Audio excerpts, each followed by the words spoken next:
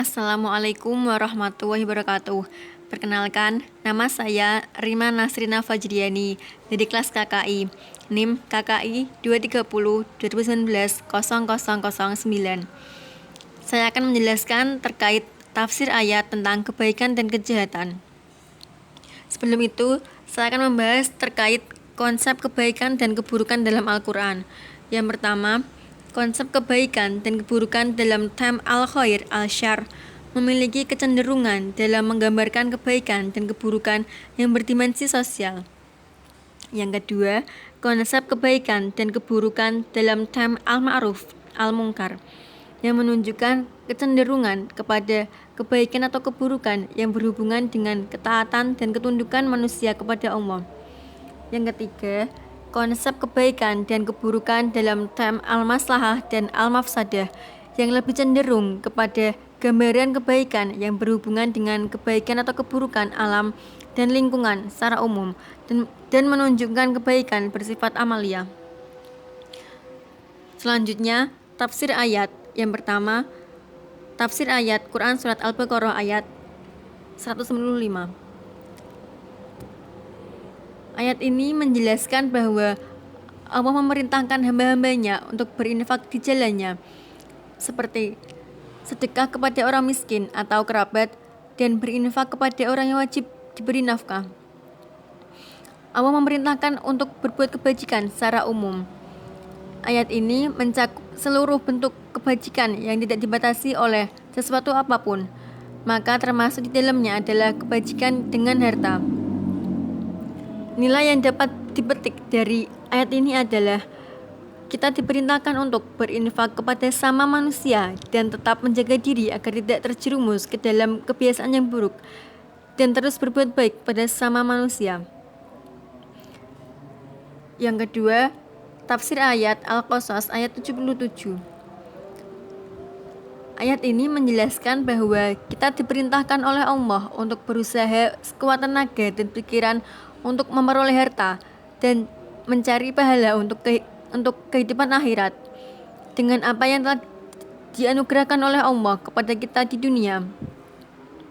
Akan tetapi, pada saat yang sama janganlah kita melupakan bagian kita dari kenikmatan di dunia dengan tanpa berlebihan dan berbuat baik kepada sama manusia dengan bersedekah sebagaimana Allah telah berbuat baik kepada kita.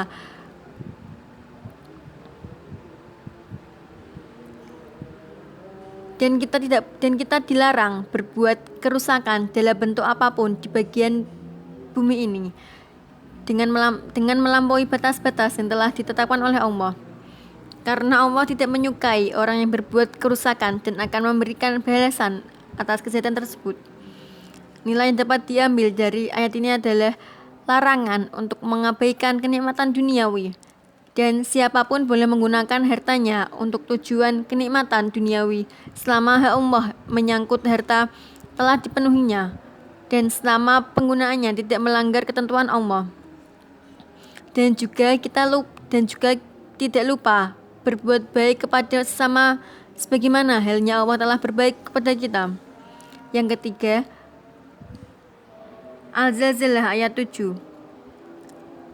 Ayat ini menjelaskan bahwa barang siapa yang di dunia beramal dengan amalan yang baik, yang sangat dekat amalannya, dan akan melihat balasan dari amalannya.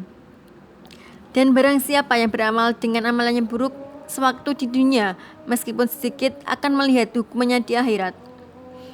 Nilai yang dapat diambil dari ayat ini adalah berbuat kebaikan sekecil apapun tetap akan ada balasannya dari Allah.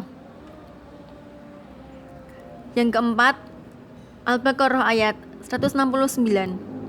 Ayat ini menjelaskan bahwa sebagai musuh manusia, setan itu hanya menyuruh kita agar berbuat jahat, yaitu perbuatan yang mengotori jiwa dan berakibat buruk terhadap kehidupan meskipun tanpa sanksi hukum duniawi.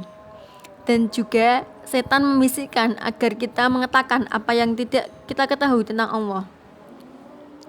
Nilai yang dapat diambil dari ayat ini adalah tetap menjaga diri agar tidak terkena bisikan setan yang menjerumuskan diri pada perbuatan jahat dan dan membentengi diri kita dengan iman yang kokoh. Yang kelima, Al-An'am ayat 166.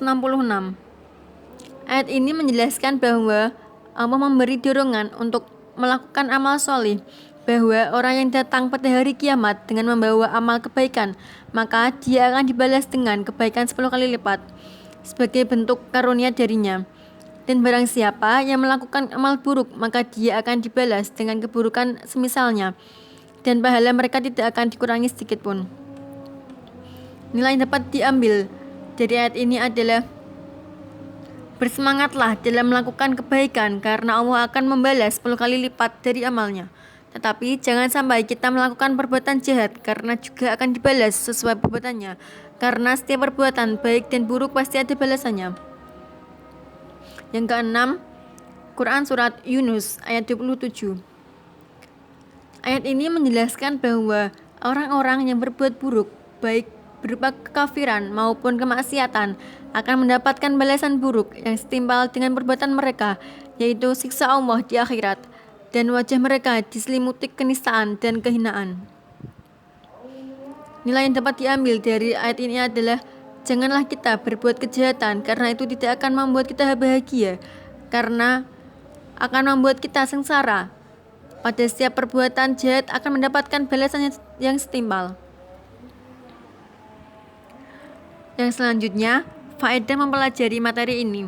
Yang pertama, mengetahui bahwa Allah mencintai orang-orang yang berbuat kebaikan. Yang kedua, mengetahui setiap perbuatan baik dan jahat ada balasannya meski sekecil apapun. Yang ketiga, mengetahui bahwa perbuatan baik dan jahat kita akan kembali pada diri kita sendiri. Yang keempat, mengetahui bahwa perbuatan jahat itu datangnya dari setan. Yang kelima, mengetahui bahwa Allah akan melipat gandakan pahala orang yang berbuat kebaikan. Sekian dari saya. Mohon maaf jika ada salah-salah kata. Wassalamualaikum warahmatullahi wabarakatuh.